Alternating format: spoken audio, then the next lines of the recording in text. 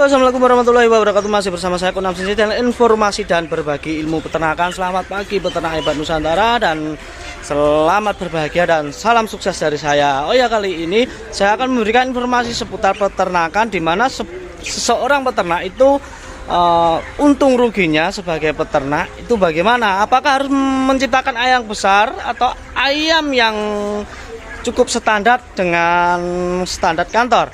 Oke, saya akan perlihatkan sedikit informasi ini agar menjadi suatu gambaran teman-teman peternak Nusantara ya. Oke, let's go, langsung menuju. Nah, ini sudah melakukan penjarangan sekitar 1 rit. Nah, ada bapaknya loh, Pak.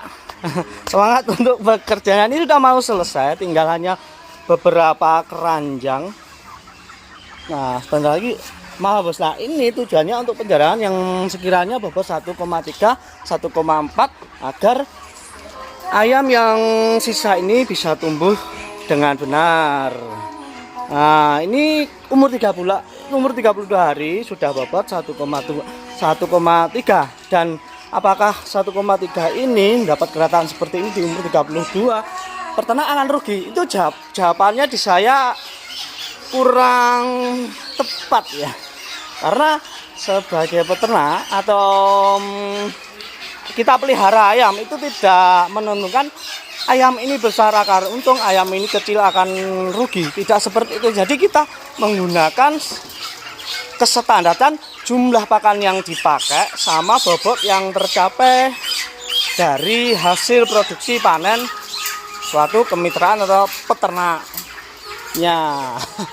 saya baru makan teman-teman, makan dari itu saya sedikit ngomongnya sedikit ngos-ngosan. Oke, ini sudah dilakukan penjaraan atau panen awal untuk gelombang pertama dikarenakan hari ini untuk hasil panen, bukan hasil panen, untuk serapan pakannya, bukan pakan, serapan di lapangan hasil panen itu sedikit sulit untuk diserap, dan penjualan ayam pada akhir-akhir minggu ini sangat berkurang dikarenakan kemarin ada sedikit kendala di lapangan, yaitu pemerintah menerapkan lockdown untuk setiap daerah. Maka dari itu pengaruh penyerapan ayam di setiap daerah masing-masing itu sangat berkurang, akhirnya mengakibatkan harga ayam itu jatuh yang awalnya sudah mulai merangkak bagus.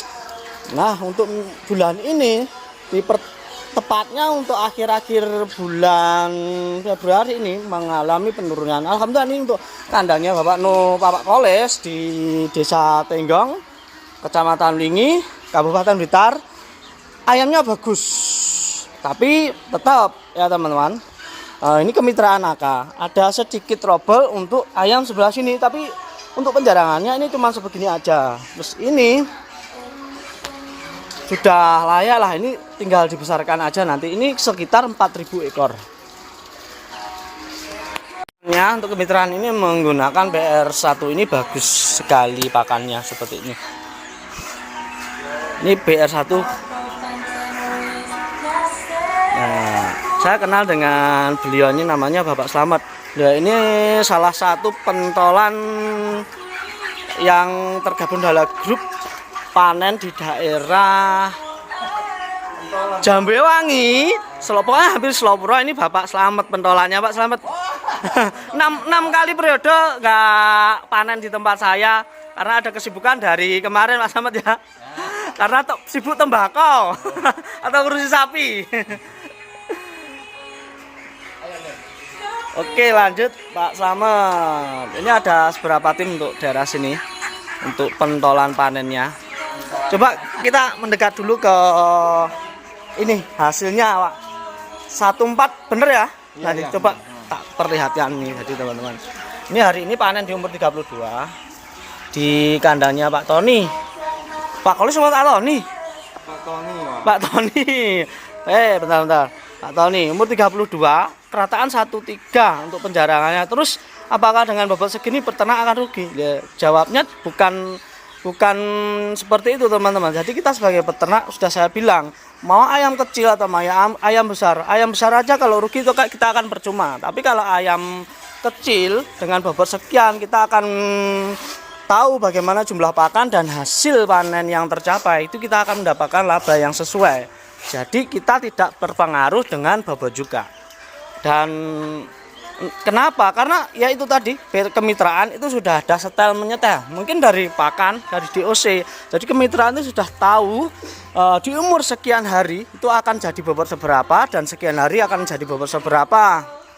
Itu sudah ada perhitungannya sendiri, karena kemitraan itu ada standar bobot dan standar pakan yang diberikan ke ayam. Jadi mudah-mudahan info ini akan membantu kepada teman-teman Hebat Nusantara. Jadi tidak usah takut kalau peternakannya itu ayamnya kecil. Takutlah jika teman-teman itu gagal memberikan servis kepada ayam yang kurang sehat atau manajemennya itu terbilang kurang baik. Salah satu ini namanya Bapak Tony selaku yang punya kandang atau yang menyewa kandang ini di kandangnya Mas Napi, teman-teman. Jadi yang pakai masker. Hari ini saya nggak pakai masker, mohon maaf kalau video saya nanti ada sedikit peringatan dari teman-teman kalau nggak pakai masker itu ada kurang baiknya untuk dicontohkan ke semuanya. Ini saya langsung menuju ke bosnya RPA dari Mojokerto.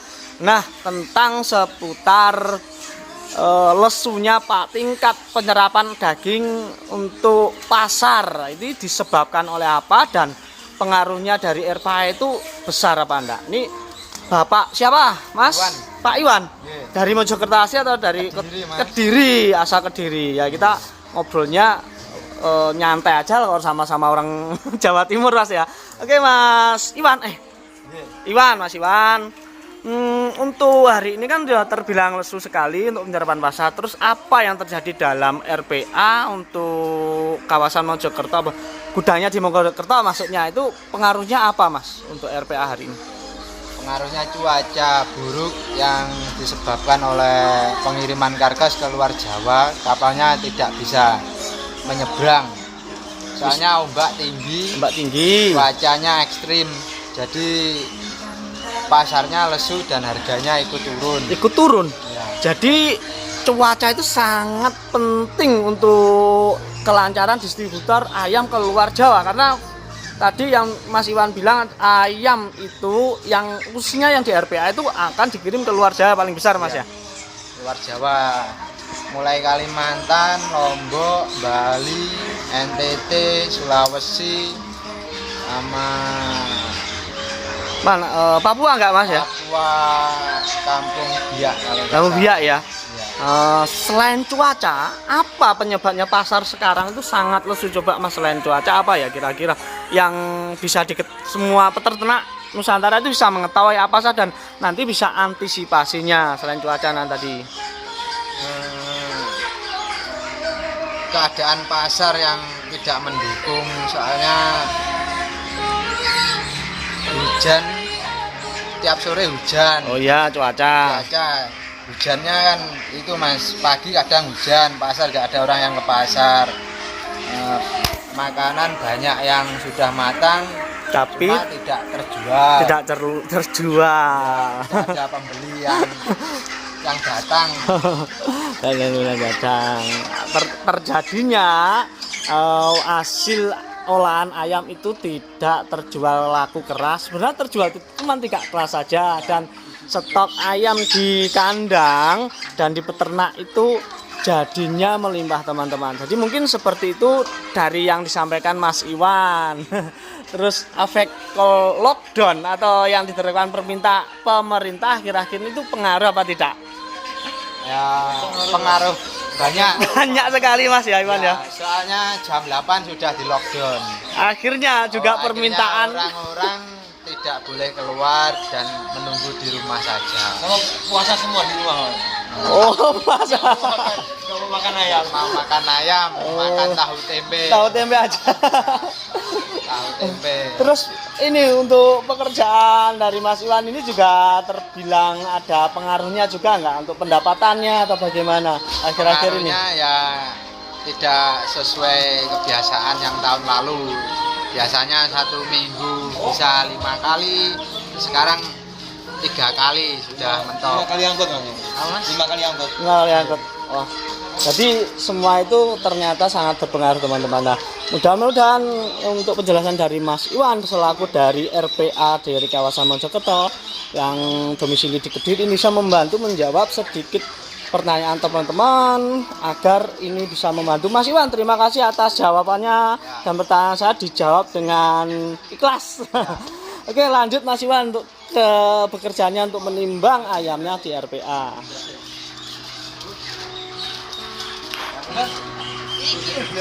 Nah, saya sekarang ada di sesi sebelahnya kandang. Ini yang khusus ayam besar. Nah, karena yang di sana bagian sana ada melakukan penjarangan, ayam sudah dipilih. Jadi yang ini ayam ini nggak akan diambil karena mau dibesarkan, teman-teman. Dan apakah ayam ini nanti bisa mengangkat dari ayam-ayam kecil? Ya, tentunya dengan dilakukan ini pasti bisa mengangkat hasil panen yang sekarang di RPA pada hari ini. Nah, sistem seperti ini, sistem RPA atau penjarangan awal ya teman-teman, tujuannya untuk apa? Tujuannya untuk memaksimalkan ya, sekali lagi untuk memaksimalkan agar yang kecil itu tidak menghambat pertumbuhan ayam besar, terjadilah bengkak pakan seperti itu menghindari seperti itu. Dan ayam akan terfokus penyerapan pakan yang diberikan. Jadi yang besar akan lebih besar, yang kecil tidak akan menghambat ayam yang besar. Jadi seperti itulah untuk sistem manajemen dari kandang-kandang open maupun close yang ada di peternakan kita. Jadi kalau teman-teman sedikit ada kekurangan, misalkan, nah untuk pertumbuhannya ayamnya atau manajemennya kurang bagus, jadi RPA seperti ini atau penjarangan ini sangat membantu sekali lagi agar menghindari kerugian. Lalat untuk populasinya, tadi saya bilang 4.000, ternyata dari Pak Tony ini populasinya 6.000. Kandangnya ini luasnya sekitar lebarnya 9 meter, untuk panjangnya kurang lebih 50 meter. Ini panjang sekali teman-teman, dan menggunakan kipas katsu ya, 1 2 3 4 5 6. Ini menggunakan 6 kipas katsu totalnya. Ini dinamakan, kalau terbilang ini positive pressure ya, kalau yang dikenal teman-teman menggunakan kipas dorong. Oke, untuk hari ini mungkin cukup sekian aja untuk pembahasan RPA atau penjarangan awal agar menutupi kerugian pada peternak yang ayamnya kecil dipanen, agar tidak menghambat pertumbuhan ayam besar, akhirnya peternak tidak jadi rugi ya. Sebelum saya tutup untuk video pada hari ini, saya ucap salam dulu untuk teman-teman semua. Salam peternak Nusantara, salam peternak sukses, salam peternak hebat. Wassalamualaikum warahmatullahi wabarakatuh.